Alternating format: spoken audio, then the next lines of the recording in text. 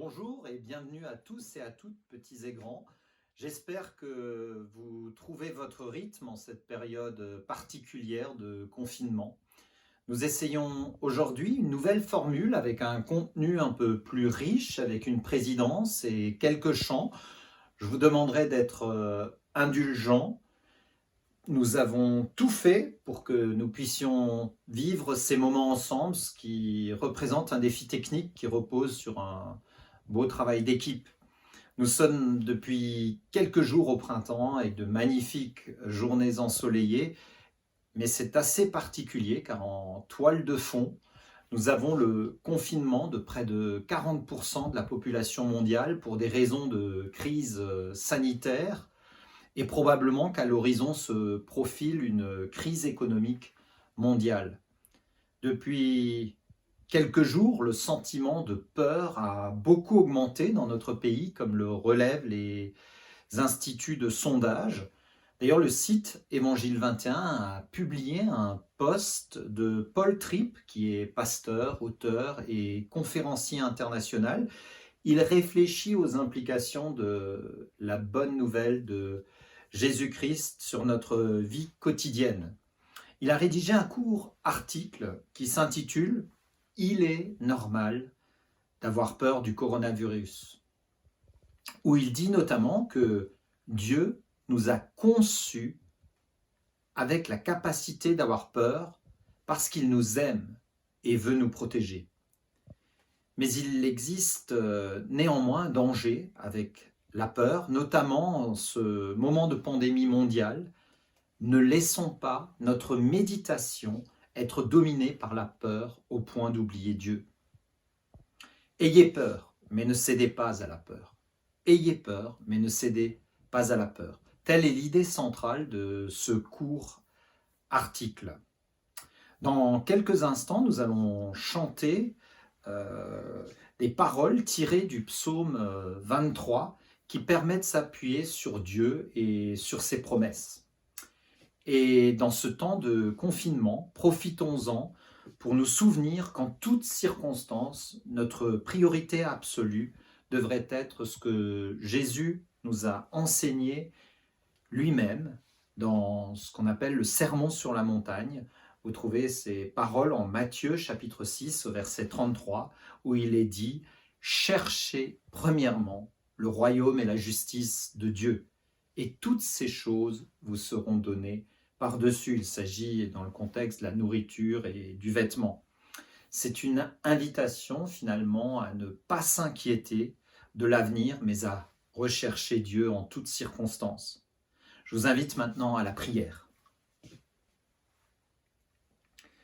Notre Père céleste, merci pour les moyens techniques que tu mets à notre disposition et qui nous permettent de nous retrouver en Église ce matin. Merci parce que malgré la fragilité de notre existence et de ce monde, nous avons l'assurance que toi, tu es au contrôle de toutes choses. Merci notre Père pour Jésus, ton Fils bien-aimé et notre Sauveur, qui a permis par son sacrifice que nous soyons réconciliés avec toi. Merci pour ce si grand salut qui nous a délivrés de l'esclavage, du pire et du plus sournois des virus, le péché. Aide-nous, Seigneur, à ne pas céder à la peur et à trouver notre refuge en toi. Et surtout, accorde-nous de rechercher d'abord tes intérêts, que ta grâce puisse nous accompagner tout au long de notre existence. Amen. Je vous invite à vous lever, si vous le pouvez, là où vous êtes, et à chanter 2 chants qui vont s'afficher sur votre écran. D'abord, un premier chant basé sur le psaume 23. « Oui, le bonheur et la grâce m'accompagneront tous les jours de ma vie ».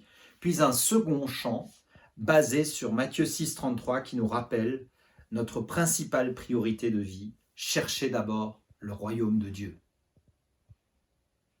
1, 2, 3, 4.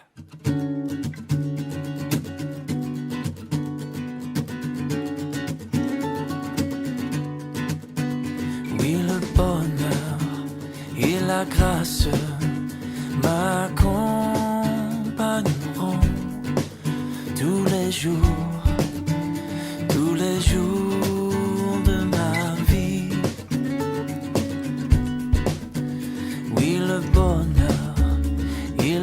grâce m'accompagneront tous les jours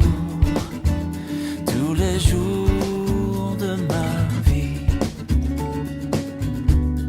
J'habiterai dans la maison de l'Éternel.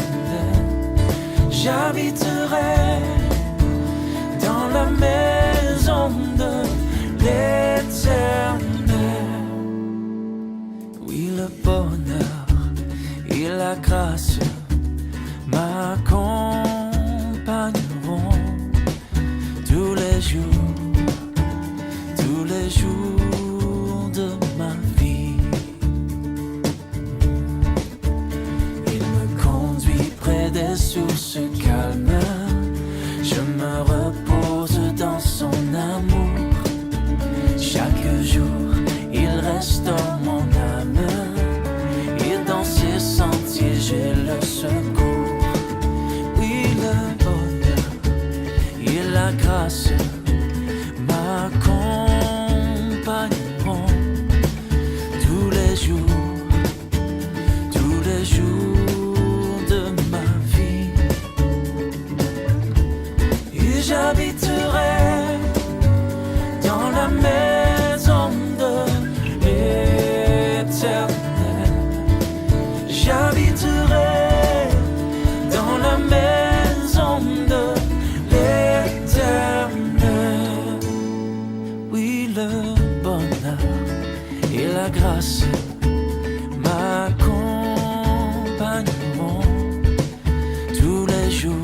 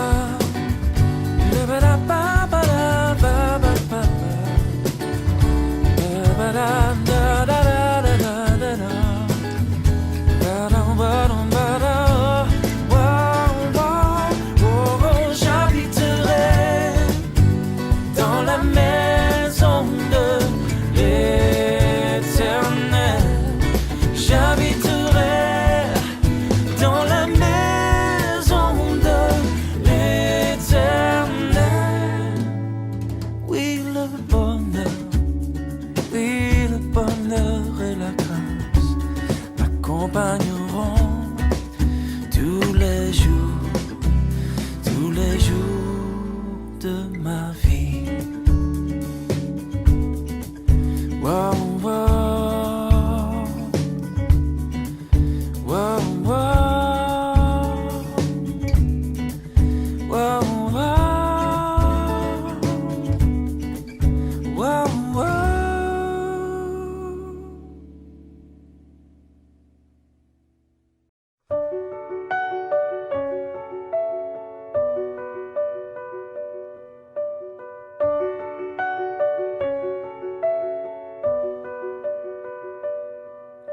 Cherchez d'abord le royaume de Dieu et sa justice,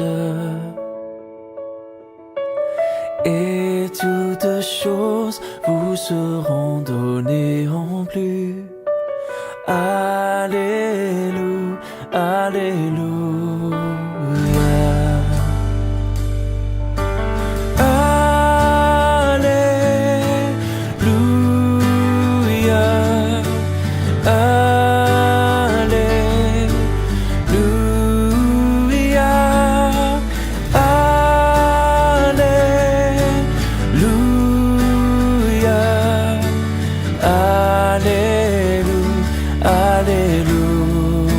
Alléluia.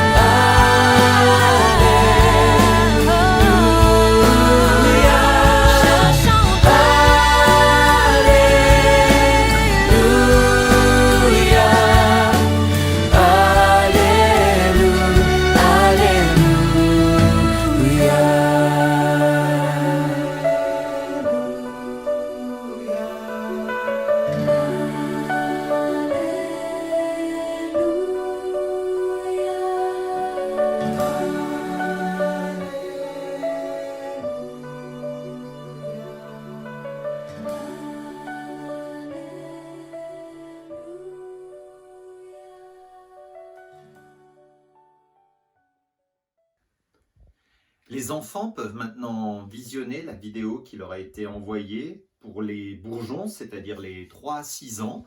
Il s'agit du récit de Ruth et de Naomi accompagné d'un coloriage. Pour les aventuriers, les 7 à 10 ans, une autre vidéo a été préparée. Les 2 vidéos ont été envoyées hier par David Bouidier sur votre boîte mail. Nous proposons aux explorateurs, donc aux collégiens, de rester avec nous. Je vous propose maintenant de lire le psaume 22 pour préparer la suite de prédication de notre pasteur Régis Berdoula sur les 7 dernières paroles du Christ. Lisons au chapitre 22 du livre des psaumes. Je lis à partir du verset 1. Au chef de chœur, sur la mélodie de Biche de l'Aurore. Psaume de David. Mon Dieu, pourquoi m'as-tu abandonné? Pourquoi t'éloignes-tu sans me secourir, sans écouter mes plaintes? Mon Dieu, je crie le jour, et tu ne réponds pas, la nuit, et je ne trouve pas de repos. Pourtant tu es le Saint, tu sièges au milieu des louanges d'Israël. C'est en toi que nos ancêtres se confiaient. Ils se confiaient en toi, et tu les délivrais. Ils criaient à toi, et ils étaient sauvés. Ils se confiaient en toi, et ils n'étaient pas déçus. Mais moi, je suis un ver, et non un homme, la honte de l'humanité, celui que le peuple méprise. Tous ceux qui me voient se moquent de moi. Ils ricanent, ils hochent la tête. Recommande ton sort à l'Éternel. L'Éternel le sauvera, il le délivrera puisqu'il l'aime. Oui, tu m'as fait sortir du ventre de ma mère. Tu m'as mis en sécurité contre sa poitrine. Dès ma conception, j'ai été sous ta garde. Dès le ventre de ma mère, tu as été mon Dieu. Ne t'éloigne pas de moi, quand la détresse est proche, quand personne ne vient à mon secours. De nombreux taureaux sont autour de moi, des taureaux du Basan m'encerclent.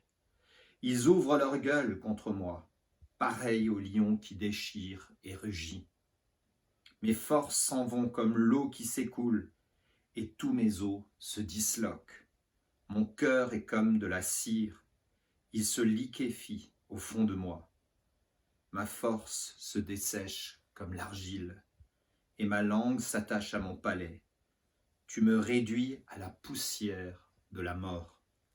Oui, des chiens m'environnent, une bande de scélérats rôde autour de moi. Ils ont percé mes mains et mes pieds. Je pourrais compter tous mes os. Eux, ils observent, ils me regardent. Ils se partagent mes vêtements. Ils tirent au sort mon habit. Mais toi, Éternel, ne t'éloigne pas. Toi qui es ma force, viens vite à mon secours. Protège mon âme contre l'épée, ma vie contre le pouvoir des chiens. Sauve-moi de la gueule du lion et des cornes du buffle. Tu m'as répondu. J'annoncerai ton nom à mes frères. Je te célébrerai au milieu de l'assemblée. Vous qui craignez l'Éternel, louez-le. Vous tous, descendants de Jacob, honorez-le. Tremblez devant lui, vous tous, descendants d'Israël. En effet, il ne méprise pas, il ne repousse pas le malheureux dans sa misère, et il ne lui cache pas son visage, mais il écoute quand il crie à lui. Tu seras dans la grande assemblée l'objet de mes louanges. J'accomplirai mes vœux en présence de ceux qui te craignent. Les malheureux mangeront et seront rassasiés. Ceux qui cherchent l'Éternel le célébreront. Que votre cœur vive à perpétuité. Tous les peuples de la terre se souviendront de l'Éternel et se tourneront vers lui. Toutes les familles des nations se prosterneront devant toi. Car c'est à l'Éternel qu'appartient le règne. Il domine sur les nations. Tous les grands de la terre mangeront et se prosterneront. Devant lui s'inclineront tous ceux qui retournent à la poussière, ceux qui ne peuvent pas conserver leur vie. Leur descendance le servira. On parlera du Seigneur à la génération future, et quand elle viendra, elle annoncera sa justice, elle annoncera son œuvre. au peuple à naître. Nous arrivons à la 4e parole de notre Seigneur en croix. C'est maintenant Régis Berdoula qui va prendre le relais depuis l'IBG où il est en confinement. Bonjour chers frères et sœurs, j'espère que vous allez tous bien dans ce dimanche de fin mars. Je vous invite à ouvrir vos Bibles dans l'évangile de Matthieu. Nous allons continuer la série de prédications que nous avons commencé il y a quelques semaines sur les 7 paroles de Christ en croix. Et dans ce sens, je vous invite à ouvrir vos Bibles dans l'évangile de Matthieu, au chapitre 27. Nous lirons ensemble les versets 38 à 55. Donc Matthieu 27 à partir du verset 38. Avec lui furent crucifiés 2 brigands, l'un à sa droite et l'autre à sa gauche. Les passants l'insultaient et secouaient la tête en disant « Toi qui détruis le temple et qui le reconstruis en 3 jours, sauve-toi toi-même, si tu es le Fils de Dieu, descends de la croix. » Les chefs des prêtres, avec les spécialistes de la loi et les anciens, se moquaient aussi de lui et disaient « Il en a sauvé d'autres et il ne peut pas se sauver lui-même. S'il est roi d'Israël, qu'il descende maintenant de la croix et nous croirons en lui. » Il s'est confié en Dieu alors que Dieu le délivre maintenant s'il l'aime. En effet, il a dit « Je suis le Fils de Dieu ». Les brigands crucifiés avec lui l'insultaient eux aussi de la même manière. De midi jusqu'à 3 heures de l'après-midi, il y eut des ténèbres sur tout le pays. Vers 3 heures de l'après-midi, Jésus s'écria d'une voix forte « Élie, Élie, lama sabachthani » c'est-à-dire « Mon Dieu, pourquoi m'as-tu abandonné » Quelques-uns de ceux qui étaient là, après l'avoir entendu, disaient « Il appelle Élie » Aussitôt, l'un d'eux courut prendre une éponge qu'il imbiba de vinaigre, il la fixa à un roseau et lui donna à boire. Mais les autres disaient « Laisse donc, voyons si Élie viendra le sauver. » Jésus poussa de nouveau un grand cri et rendit l'esprit. Et voici que le voile du temple se déchira en 2, depuis le haut jusqu'en bas. La terre trembla, les rochers se fendirent, les tombeaux s'ouvrirent et les corps de plusieurs saints qui étaient morts ressuscitèrent. Étant sortis des tombes, ils entrèrent dans la ville sainte après la résurrection de Jésus et apparurent à un grand nombre de personnes. À la vue du tremblement de terre et de ce qui venait d'arriver, l'officier romain et ceux qui étaient avec lui pour garder Jésus furent saisis d'une grande frayeur et dirent « Cet homme était vraiment le Fils de Dieu ». Il y avait là bien des femmes qui regardaient de loin. Elles avaient accompagné Jésus depuis la Galilée pour le servir, et parmi elles figurait Marie de Magdala, Marie, la mère de Jacques et de Joseph, et la mère des fils de Zébédée. Voici donc le texte dans la parole de Dieu, ce texte que nous allons considérer ce matin, et plus précisément cette 4e parole. Je vous rappelle donc que durant les 6 heures les 6 heures de la crucifixion, notre Seigneur prononça du haut de la croix 7 paroles que l'on peut dire déterminantes. Les 3 premières que nous avons considérées ensemble ces dernières semaines mirent en quelque sorte fin au lien que Jésus avait tissé, que Christ avait tissé ici-bas avec le monde. La 4e parole que nous allons voir ce matin est en quelque sorte une charnière entre la vie humaine, terrestre de Christ et sa vie céleste. Et si cette parole n'avait pas été prononcée à ce moment-là, sur la croix, par le Fils de Dieu, mes amis, il nous manquerait un élément important, crucial, nous permettant de comprendre le sens et l'importance de la croix. Sans elle, l'effrayante réalité de l'abandon que Christ dut supporter à cause de notre péché, eh bien, nous serait inconnue. Précisons, chose importante, que cette parole n'est fort heureusement pas la dernière que Christ a prononcée du haut de la croix.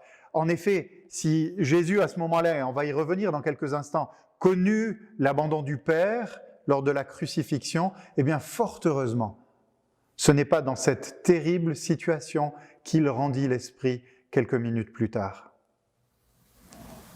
En effet, au moment où il prononça la 5e parole, celle que nous verrons la prochaine fois, eh bien, il n'était plus à ce moment-là abandonné du Père. Et il s'avère même qu'aux 2 dernières paroles, il était non seulement pleinement conscient de la présence du Père, mais aussi du succès de sa mission. Sa mission avait été accomplie. Ces quelques mots d'introduction étant posés, je vous propose maintenant de considérer plus en détail cette fameuse 4e parole dont je parle depuis quelques instants, de notre Sauveur en croix, cette parole qui dit ceci: « Mon Dieu, pourquoi m'as-tu abandonné ?» À ce propos, quelqu'un a écrit ces paroles que j'ai trouvées significatives et que j'aimerais vous lire. L'auteur dit ceci: « Ces paroles sont d'une importance difficilement mesurable. Elles expriment un malheur effroyable, s'enveloppent d'un profond mystère, sont suprêmement pathétiques et extrêmement solennelles. Ces paroles, inspirées par une douleur sans égale, sont à la fois la manifestation la plus complète de l'amour divin et la démonstration la plus terrifiante de la justice inflexible de Dieu. Que toute pensée soit désormais amenée captive à l'obéissance de Christ et qu'un saint respect saisisse notre cœur au moment où nous nous penchons sur la 4e parole du Sauveur en croix. » Mes amis, dans les minutes qui sont devant nous, je vous propose de poser tout d'abord rapidement le décor de ces heures terribles que connut Jésus, avant et au moment de la croix. Nous parlerons ensuite de la réalité incompréhensible de son abandon par le Père. Nous expliquerons également en quoi Christ, à ce moment-là, supporta à notre place, supporta pour nous les souffrances de l'enfer, à ce moment-là. Et nous verrons aussi comment il demeura dans ces instants, malgré tout, attaché, pleinement attaché au Père par la foi. Et nous terminerons enfin en montrant que c'est par ces souffrances que Jésus nous acquit réellement, finalement, le salut. Des heures d'angoisse. Au fur et à mesure, dans les heures qui précèdent que Christ s'approche de la croix, on peut dire ceci, on le découvre dans les évangiles, l'horizon ne fait que s'assombrir toujours un peu plus. C'est ainsi que lorsqu'après avoir mangé le repas de la Pâque avec ses disciples, il entre dans le jardin de Gethsémanée pour prier, donc quelques minutes avant son arrestation, Marc nous apprend qu'il prend à part Pierre, Jacques et Jean et qu'ils commencent à éprouver de la frayeur, des angoisses. Il leur dit ceci: « Mon âme est triste jusqu'à la mort. » Ce qui signifie en quelque sorte qu'il est à ce moment-là saisi d'une stupeur extrême. Vous savez, de ces peurs qui vous font dresser les cheveux sur la tête, qui donnent la chair de poule, quelque chose qui est non maîtrisable en termes de crainte, d'appréhension profonde. Et Luc va même jusqu'à utiliser une expression beaucoup plus forte lorsqu'il écrit ceci: « Étant en agonie, il priait plus instamment, et sa sueur devint comme des grumeaux de sang qui tombaient à terre. » Mes amis, contrairement à ce que certains ont pu affirmer, il ne s'agit pas, à propos de ces saignements, du fruit de l'imagination fertile d'un des évangélistes, mais d'une réalité physique, d'une réaction vraie, même si elle est rarissime. Ce genre de saignement dans des moments d'angoisse survient lors d'un choc émotionnel ou psychologique intense. C'est une réaction physique, une réaction psychosomatique, on pourrait dire, à l'anxiété. Il y a eu d'autres cas de personnes qui ont transpiré, donc des gouttes de sang, leurs gouttes de sang étaient mélangées, ou des gouttes de sang étaient mélangées à leur transpiration. Et frères et sœurs, si Christ réagit ainsi dans le jardin de Gethsémanée, c'est qu'il est, selon Luc, en agonie. C'est-à-dire engagé dans un terrible, un farouche combat. Ce combat consiste pour lui à faire face et à accepter la coupe que Dieu est en train de lui présenter. Il doit, pour son peuple, qu'il vient sauver, porter ses péchés. Il doit, pour son peuple, ou subir à la place de son peuple, l'intense colère de Dieu et aussi, en même temps, les assauts de l'ennemi et des forces démoniaques qui sont à son service, les assauts du diable. Mais il doit par-dessus tout supporter à la place de son peuple la colère de Dieu à cause de ses péchés.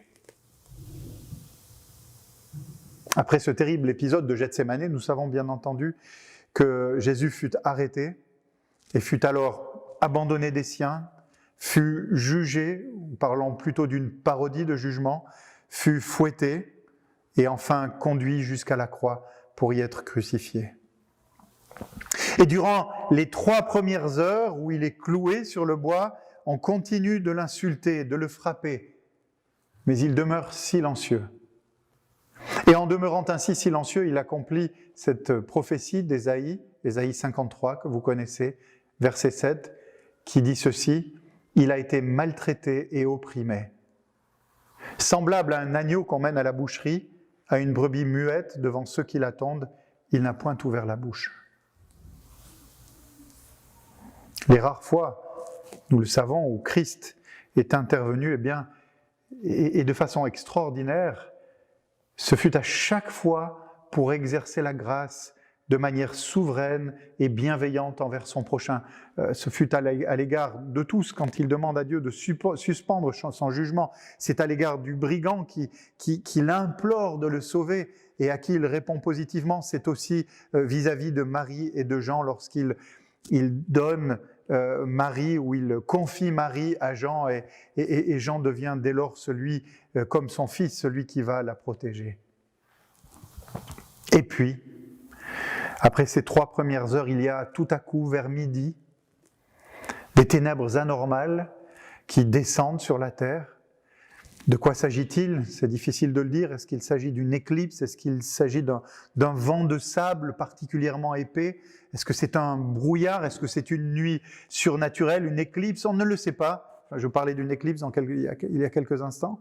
Mais une chose est néanmoins certaine, une obscurité oppressante descend à ce moment-là sur la région. Et à ce phénomène extraordinaire, les gens présents frissonnèrent certainement d'effroi. Peut-être que les insultes diminuèrent ou cessèrent et un lourd silence se fit. C'était un peu comme si Dieu tirait à ce moment-là un voile sur les souffrances de son Fils. Et c'est ainsi qu'il demeura au sein des ténèbres, absolument seul. À ce moment-là, mes amis, Christ est comme abandonné, non seulement des hommes, mais en quelque sorte du Père aussi. Et il doit ainsi subir seul, emprisonné par les clous dans ses bras, dans ses pieds, blessé par les coups de fouet des Romains, terriblement angoissé. Il doit subir la colère, les assauts des forces démoniaques. Il avait d'ailleurs dit à cet égard quelque temps auparavant, « C'est ici votre heure et le pouvoir des ténèbres ». Et durant ces 3 heures suivantes, au cours desquelles les choses sont ralenties autour de lui à cause de cette nuit qui vient de s'abattre, de cette obscurité, bien qu'il soit pendu au bois, Jésus mène en quelque sorte, et pas en quelque sorte, mène en réalité un combat spirituel terrible. Il est certes figé sur le bois, tenu au niveau des bras et des pieds, mais il demeure néanmoins réellement, profondément engagé dans un combat. Et c'est à cause de cet engagement-là qu'à un moment donné, il s'écrie « Mon Dieu, mais pourquoi m'as-tu abandonné ?»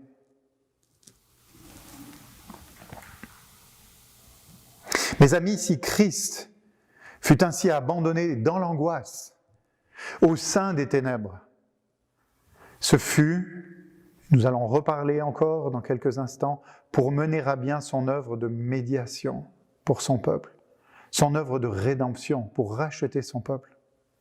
Mes amis, s'il souffrit les angoisses, s'il fut si profondément tourmenté, eh bien ce fut pour que ce qu'il venait délivrer ne connaissent plus désormais de frayeur.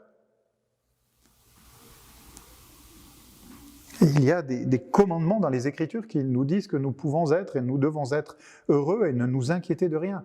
Parce que Christ a subi justement cette solitude, cette angoisse profonde, cet abandon. Et c'est ainsi que si vous êtes d'un naturel angoissé, mais que vous appartenez au Seigneur, alors souvenez-vous de ce commandement qu'il donna un jour à ses disciples.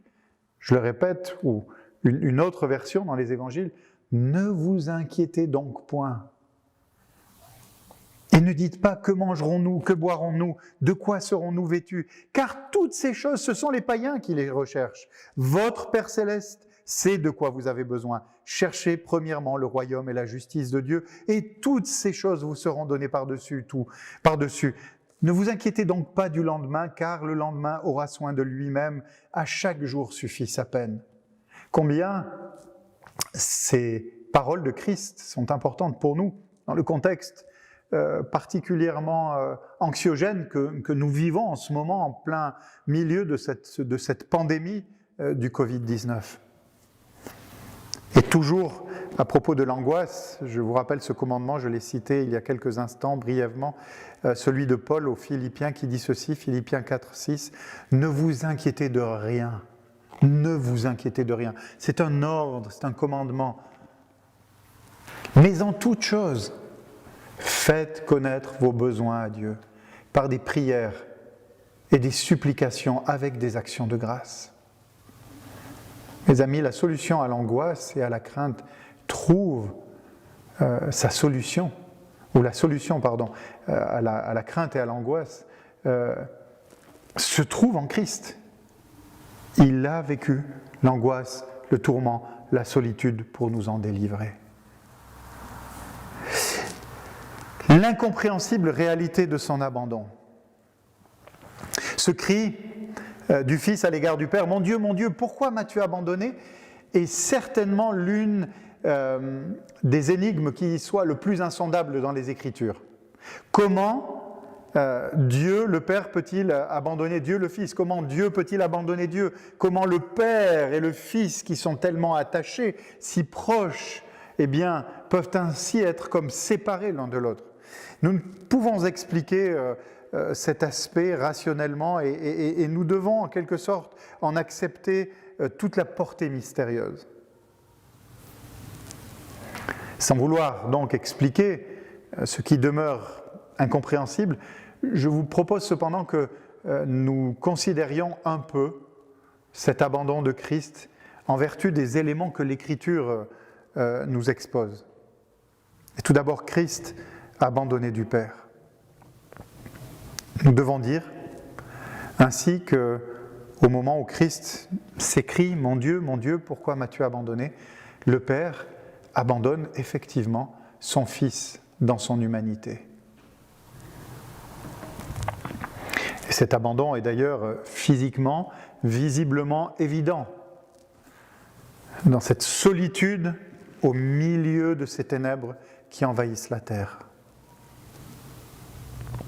Et en agissant ainsi, le Père manifeste en quelque sorte que ce qui avait été jusque-là la mission du Fils, c'est-à-dire être la lumière des hommes, ici-bas, sur cette terre, que cette mission est terminée.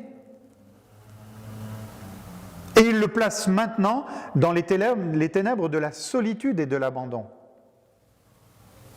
Et mes amis, si Dieu permet cette solitude et cet abandon dans la vie de son Fils, c'est afin qu'il accomplisse en tant que médiateur l'œuvre terrible pour laquelle il est descendu ici-bas sur la terre, c'est-à-dire subir à la place de son peuple et dans une solitude totale les foudres de la colère de Dieu.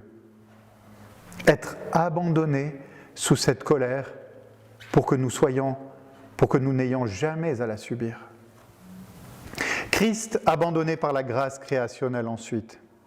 Ce qui rend cet abandon du Fils évident et terrible, c'est de constater que, alors que Dieu avait promis que jusqu'à la fin des temps, le jour et la nuit ne cesseraient point, rappelez-vous des promesses que Dieu avait faites à Noé, et qu'il continuerait donc de faire lever son soleil sur les bons comme sur les méchants, eh bien durant ces 3 heures de ténèbres, Jésus est comme tout à coup exclu de ces bienfaits créationnels qui sont communs à tous les hommes depuis toujours.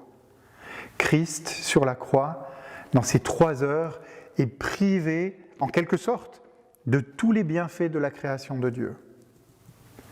Il est comme séparé de ce qui rend la vie supportable, agréable. Il est seul, il est entièrement seul. Toutes les bénédictions et les grâces qui sont accordées aux bons comme aux méchants ici-bas et qui font, je l'ai dit il y a quelques instants, de ce monde un endroit où l'on peut mieux que subsister, où il fait même bon vivre, tout cela a disparu pour lui. Tout n'est plus que ténèbres et angoisse. Mais le plus terrible, c'est que c'est en dépit de sa parfaite justice qu'il doit subir cette exclusion et ces privations. Et voilà la réalité pour laquelle il ne peut pas faire au plus profond de lui-même, il ne peut pas faire autrement que de ressentir ce tourment injuste et s'écrier donc « Mon Dieu, mais pourquoi m'as-tu abandonné ?» Mes amis, Christ supporta l'angoisse des ténèbres, la séparation des bienfaits de la bonne création de Dieu, afin que tous ceux qui se confient en lui puissent, eux, pleinement jouir un jour de la nouvelle création. Et d'ores et déjà, même de la création que Dieu nous donne, qui appartient à Dieu et qui nous réjouit de tous ses bienfaits. Mais un jour, bien au-delà, cette bonne création, la lumière de Dieu, en lieu et place, je le répète, des ténèbres physiques et spirituelles de l'enfer.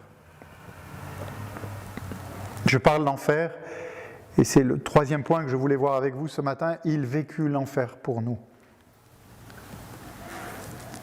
Christ, abandonné sur la croix, fit donc en avance l'expérience des peines de l'enfer, en quelque sorte comme s'il était un simple pécheur entre les mains de Dieu. On peut dire que Christ sur la croix a vécu par avance pour son peuple cette prophétie de Joël, chapitre 2, verset 2, qui dit ceci : « Le jour de l'Éternel vient, car il est proche, jour de ténèbres et d'obscurité, jour de nuées et de brouillard, tel qu'il n'y en a jamais eu et tel qu'il n'y en aura jamais dans la suite des âges. » Mes amis, cet abandon du Fils par le Père porte les marques de l'enfer, de 3 manières différentes et de façon complémentaire. Dans les souffrances physiques, dans la détresse spirituelle et enfin par le jugement divin. Christ souffre d'abord physiquement les douleurs de l'enfer. C'est une évidence. Il est sur la croix, toute possibilité de mouvement lui ont été ôtées. Et rappelons ceci, c'est que son dos a été lacéré, dénudé, lacéré par les coups de fouet, ses bras et ses pieds se déchirent toujours un peu plus à cause des clous, chacune de ses respirations est compliquée, devient de plus en plus difficile, il se vide de son sang depuis des heures, et la soif qui le taraude, comme s'il était au milieu d'une fournaise, exprime vraiment tout ce qu'il a subi, ce qu'il est en train de subir. C'est non seulement physique, mais c'est aussi l'angoisse qui le pousse à avoir cette soif-là. Et chers amis, rappelons-nous ceci, c'est que c'est pour nous qu'il a ainsi souffert dans son corps, afin que nous n'ayons pas à souffrir dans le nôtre, mais que nous connaissions au contraire la joie, comme nous le montre de façon si merveilleuse l'apôtre Paul en 1 Corinthiens 15, que nous ayons au contraire la joie d'un nouveau corps, incorruptible, glorieux, plein de force, spirituel. Les douleurs de l'enfer dans ces souffrances psychiques. Ce qui est également terrible dans ces circonstances, c'est que Jésus est comme mentalement traumatisé au moment où il est sur la croix, à cause de l'état de choc émotionnel, psychologique qu'il a subi jusque-là et qu'il est encore en train de subir. Sans compter, je l'ai dit, les malédictions, les tourments spirituels qu'il endure en souffrant la colère de Dieu, en subissant les assauts des forces des ténèbres. Il y a un mélange. La colère de Dieu s'abat, mais l'ennemi est certainement là à l'action aussi. Mes amis, une fois encore, c'est pour nous que Christ fut si profondément éprouvé, émotionnellement, psychologiquement, qu'il connut cet état de stress intense, ce traumatisme de l'âme, afin que nous n'ayons pas à supporter éternellement ces souffrances psychiques intolérables. Et cela doit être, pour ceux qui souffrent dans leur être intérieur, un encouragement. Christ a souffert pour nous, pour que nous en soyons délivrés, éternellement délivrés. Enfin, notre Sauveur souffre l'enfer dans son absence de communication avec les autres. Souvenons-nous de ceci, c'est que celui qui pend au bois fut de toute éternité l'objet de l'amour de Dieu, du Père. Pour reprendre le psaume 8, notre Sauveur, Christ, était lors de la création à l'œuvre avec le Père et avec l'Esprit. Et il est écrit aussi dans ce même psaume qu'il faisait tous les jours les délices du Père. On peut dire que de toute éternité, Christ a partagé la gloire du Père dans une intimité parfaite. Et durant les 33 ans de vie qu'il mène sur cette terre, cette communion avec le Père est ininterrompue. Nous le voyons partir tôt le matin, prier, et jamais, au grand jamais, il ne nourrit une pensée qui ne fût en harmonie avec lui. Jamais non plus il n'eut un désir qui ne trouvât son origine dans la volonté du Père. Il ne vécut pas un instant en dehors de la présence consciente du Père.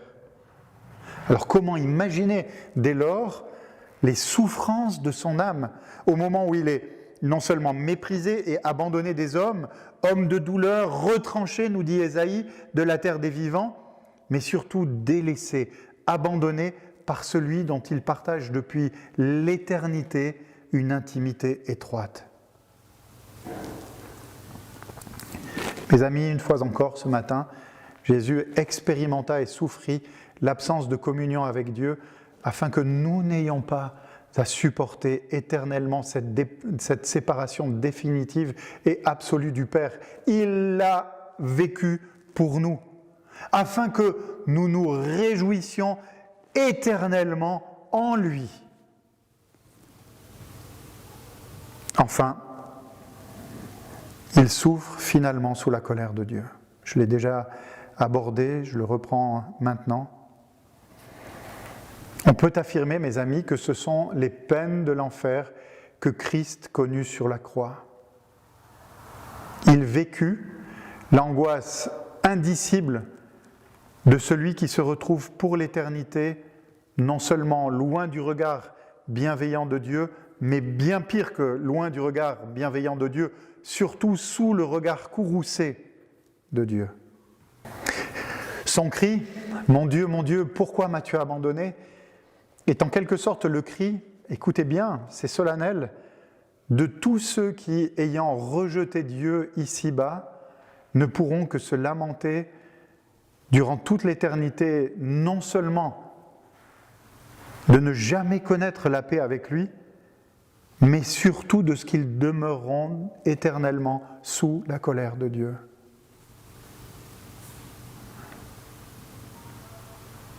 Oui, mes amis, nous devons affirmer ce matin que Christ supporta la colère de Dieu à notre place à ce moment-là, pour que nous ayons éternellement le regard bienveillant et favorable du Père posé sur nous. Il nous est favorable, il nous aime, parce que Christ a subi cette colère. Pendant ces 3 heures terribles, Christ a connu, comme s'il était un pécheur sous le châtiment du jugement divin, les souffrances physiques, nous venons de le dire, psychiques, relationnelles, et le châtiment légal qui caractériseront l'enfer pour tous ceux qui resteront durant leur vie ennemis de Dieu, durant leur vie éternelle. Je le répète, souffrances physiques, psychiques, relationnelles, légales, qui caractérisent l'enfer pour ceux qui rejettent Dieu. Il souffrit tout cela pour que ses enfants soient délivrés de toute forme de lien, de tourment dans leur chair, dans leur âme, afin que nous jouissions, mes amis, vous et moi qui appartenons au Seigneur, et j'espère que c'est tout le monde ce matin, pour que nous jouissions d'une communion parfaite, joyeuse avec lui, ainsi que les uns avec les autres, dès maintenant, parce que c'est une réalité que nous pouvons vivre aujourd'hui, quelle grâce, et pour l'éternité. Et j'aimerais d'ailleurs, avant de voir l'une ou l'autre dernière chose, vous dire combien je suis reconnaissant d'entendre, de savoir, depuis l'IBG où je suis en confinement avec les étudiants, de savoir combien cette réalité est vécue dans ces moments du Covid-19, de cette crise. Je sais que les uns et les autres se téléphonent, prennent contact, se préoccupent les uns des autres, et c'est le meilleur témoignage que nous puissions nous rendre. Et c'est déjà une image de cette communion parfaite et joyeuse, c'est le déjà de la vie chrétienne. Imaginez le pas encore, enfin quand il s'accomplira. Christ demeura confiant dans le Père. Comme nous venons de le voir clairement, donc au cours des points précédents, l'abandon du Fils par le Père est une expérience solennelle qui ne laisse finalement d'autre solution à Christ que le secours de la foi. Devant cet abandon, devant cette solitude, il n'a plus que l'alliance et la promesse du Père à laquelle il peut se raccrocher. Et voilà la raison pour laquelle, une fois encore, il pousse ce cri « Mon Dieu, pourquoi m'as-tu abandonné ?» Alors vous allez me dire, mais en quoi est-ce qu'il fait référence à une quelconque alliance et promesse du Père ? Eh bien, c'est parce qu'il fait référence au psaume 22, à une prière de supplication de David au psaume 22. Dans ce psaume, David est humilié, il est maltraité par les hommes, et sa vie est à ce point en danger qu'il a l'impression que son cœur est en train de fondre comme de la cire au milieu de ses entrailles. Et pourtant, nous le voyons dans ce psaume se confier en Dieu par la foi. Il se rappelle, et il rappelle à Dieu, en même temps qu'il se rappelle, il rappelle à Dieu, que le Père est proche de ceux qui le craignent et qu'il délivre le malheureux qui crie à lui. Alors Jésus reprend ces paroles à son compte. Il crie comme David, « Mon Dieu, mais pourquoi m'as-tu abandonné ?» Mais il a en même temps que ce cri, ou immédiatement après, cette assurance profonde que l'abandon qu'il ressent à ce moment-là n'est pas durablement possible. Dieu ne le laissera pas dans cet état-là. Et il se souvient alors avec confiance de ces paroles de délivrance de la part de David, au même psaume qui dit ceci, « Car il n'a ni mépris ni dédain pour les peines du misérable, et il ne lui cache point sa face, mais il l'écoute quand il crie à lui. » Ainsi, mes frères et sœurs, au plus profond de son agonie, dans les douleurs de sa chair, dans l'angoisse de son esprit, Jésus vit, ou plutôt survit, grâce à ces paroles à lui qu'il inspira à David autrefois. Dépourvu de tout, Christ n'a plus que la promesse de la fidélité de Dieu en laquelle espérer. Et mes amis, dans son humanité, dans l'angoisse de son humanité, Christ, notre Seigneur, nous donne un modèle à suivre lorsque nous sommes assaillis par l'angoisse. La foi dans les promesses de Dieu contenues dans sa parole. Lorsque l'adversité s'accroche, et cela arrive dans une vie, tout signe de lumière a comme disparu, lorsqu'on a l'impression d'être dans un tunnel si long qu'on n'en verra jamais le bout, eh bien notre Sauveur nous montre que nous pouvons nous confier en Dieu, dans sa parole. C'est vrai que naturellement nous aimerions que tout soit réglé immédiatement. Nous serions tentés de demander à Dieu des solutions rapides. Eh bien, dans ces circonstances, rappelons-nous que Christ, lors de ces 3 heures entre ciel et terre, entouré des ténèbres, abandonné de tous, assailli par les forces de ténèbres, alors qu'il aurait très bien pu faire appel à une légion ou des légions d'anges, eh bien il attendit avec foi. Alors même qu'il était sous la colère de Dieu, il attendit avec foi contre toute espérance que Dieu le délivre. Et Dieu le délivra. Et nous allons le découvrir dans les semaines suivantes en considérant les 3 dernières paroles. Ce fameux « tout est accompli ». Lorsqu'il remet son esprit entre les mains du Père, Dieu a entendu, a répondu, a délivré. Pour terminer, j'aimerais voir avec vous l'accomplissement en Christ de notre salut. Une seule raison explique l'obscurité qui a entouré notre Sauveur sur le mont Golgotha. C'est cette même raison qui permet aussi d'expliquer ce terrible cri d'abandon. Mon Dieu, pourquoi m'as-tu abandonné ? Christ a été blessé pour les péchés de son peuple, a été brisé pour ses iniquités. Mes amis, nous sommes aujourd'hui en lui, en paix avec Dieu. Pourquoi ? Parce que durant ces 3 heures au calvaire, Jésus fut abandonné du Père et a subi, je le dis encore ce matin, et c'est important que nous le comprenions et le gardions en mémoire, parce qu'il a subi l'ardente colère du Père à notre place, et qu'il a en quelque sorte détourné cette colère donc qui était sur nous, qu'il a détournée sur lui. Tel est le fondement de notre salut. Christ a porté nos péchés. Il a pleinement satisfait les conditions que Dieu nous imposait par sa loi. Christ a été abandonné par Dieu pour un temps afin que nous jouissions pour toujours de la présence divine. Alors que chacun de nous ce matin, mes amis, puisse dire « ce jour-là, à Golgotha, mon Seigneur est entré dans une effroyable obscurité pour que je marche, moi, dans la lumière. » Ce jour-là, à Golgotha, il a bu la coupe du malheur pour que je boive celle de la joie. Il a été abandonné pour que je sois pardonné. Chers frères et sœurs, chers amis, grâce soit rendue à Dieu pour un si grand sauveur et un si merveilleux salut. Amen.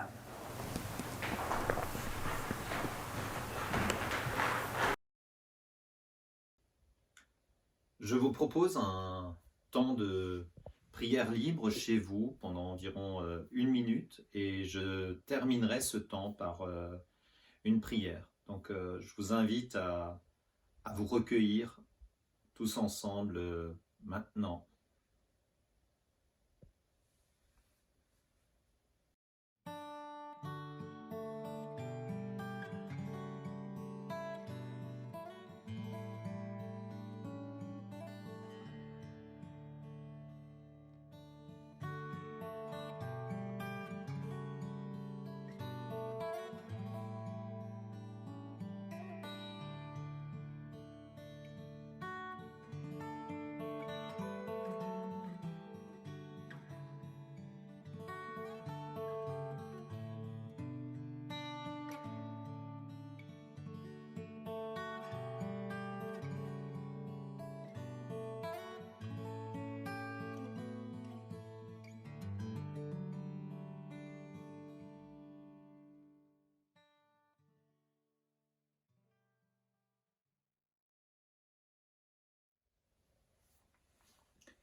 Merci notre Père pour cette parole de ton Fils qui est la démonstration de ton amour envers nous et aussi une magnifique démonstration de ta justice.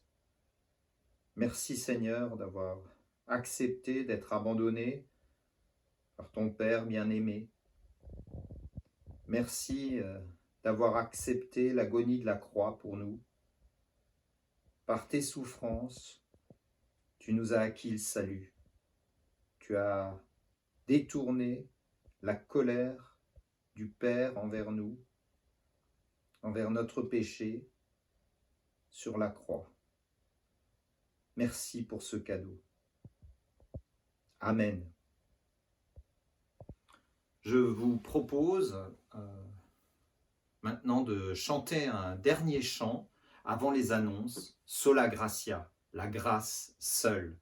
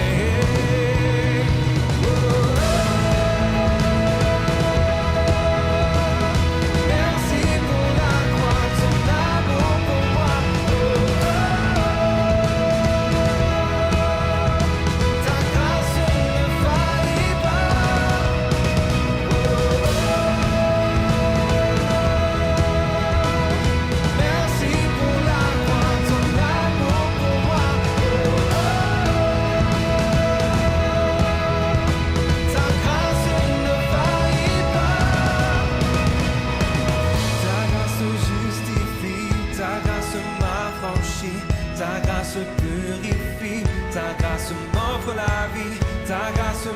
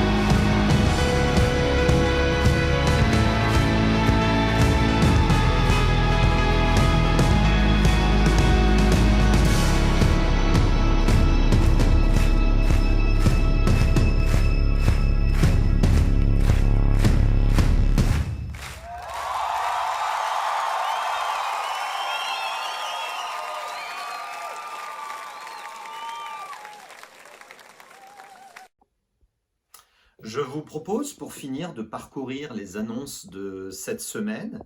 Donc mardi à 20h15, réunion de prière. Il vous suffit d'envoyer vos sujets à Joël Perret par téléphone ou par SMS avant lundi soir 19h. David vous a envoyé ses coordonnées dans le mail qu'il a adressé à l'ensemble des membres de l'Église hier. Merci à tous ceux qui veulent recevoir les sujets de prière, d'envoyer également un SMS ou de téléphoner directement à Joël. Dès lundi soir, 19h, Joël se chargera d'appeler toutes les personnes qui se sont manifestées et ainsi, chacun aura tous les sujets nécessaires pour participer à la réunion de prière de mardi soir à 20h15. Mais bien sûr, chacun depuis chez soi. Nous avons une autre rencontre de prière, cette fois-ci en visioconférence, qui aura lieu jeudi 9 avril à 20h. Vous recevrez un mail durant cette semaine concernant cette réunion de prière. Je vous rappelle aussi le mail des anciens concernant les finances de notre assemblée. Vous avez trouvé un lien vers Hello Asso. Et d'ailleurs, les anciens me chargent de vous remercier, chacun d'entre vous, pour vos dons fidèles qui permettent à notre Église de poursuivre sa mission année après année. Même si le rythme de vie de notre Église locale est bien ralenti en ce moment, celle-ci continue de vivre et les charges courantes doivent toujours être couvertes. Aussi, puisqu'il n'est plus possible de faire vos offrandes directement dans la corbeille le dimanche matin, ils ont créé un moyen simple de continuer à le faire à distance en cliquant sur le lien Hello Asso qui figurait dans le mail que vous avez reçu hier. Si ce moyen ne vous convient pas, vous avez toujours la possibilité de faire des virements bancaires sur le compte habituel de notre Église qui était en pièce jointe du même mail. Pensons aussi à la période de transition que vit notre assemblée en ce moment et prions pour la relève pastorale. Nous vous rappelons que les anciens sont à votre disposition pour toute demande. Il vous suffit d'envoyer un mail à ancien au pluriel @abvlg.com. Je tiens à préciser que le culte de dimanche prochain se fera en commun avec l'Action biblique suisse et l'Action biblique France. Ce sera donc un culte de Pâques. Vous recevrez plus d'informations par mail au courant de cette semaine. Pour recevoir les mails d'information de l'Église, écrivez également à l'adresse ancien au pluriel @abvlg.com. Pour terminer, j'aimerais remercier Bob et Caris Winslow ainsi que David Bouvier et Michael Janson pour leur précieuse aide sur le plan technique. Bon dimanche à tous et bonne semaine avec notre Seigneur.